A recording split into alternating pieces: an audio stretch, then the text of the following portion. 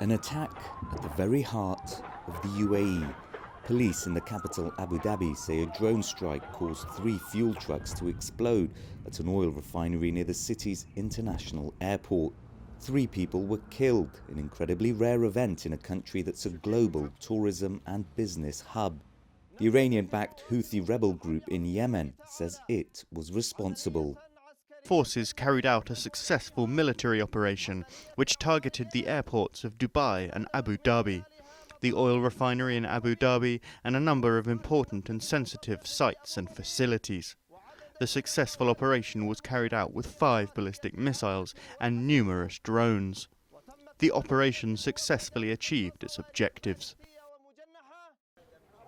Following the attacks late on Monday, the Saudi-led coalition, which includes the UAE, carried out more airstrikes in Yemen. In this neighborhood in the capital Sana'a, the familiar, desperate search for survivors. The Houthis say at least 12 people were killed in the strikes, including civilians. The UAE has mostly withdrawn from the war in Yemen in recent years, but this latest incident risks drawing it further into a conflict which the UN called the world's worst humanitarian disaster, and one that's viewed as a regional proxy battle between Sunni Saudi Arabia and Shia Iran.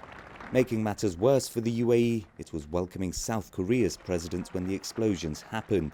He's now moved on to Saudi Arabia for meetings with its Crown Prince Mohammed bin Salman, widely viewed as the architect behind the war in Yemen. The UAE and Saudi are backing Yemeni government troops there who are fighting the Houthis for control. As major oil producers, global energy markets are also watching closely. Let's wait for the investigation and the police will issue it. Despite its direct involvement in Yemen, the UAE has been largely insulated from attacks on its soil. The Houthis claim more could be on the way.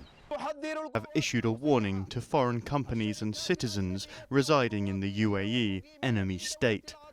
They will not hesitate to expand their bank of targets to include more important sites and facilities during the coming period.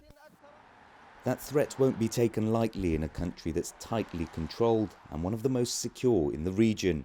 But it does highlight to the UAE that despite its global glamour, it too remains vulnerable. Naweed Jabarkil, CGTN.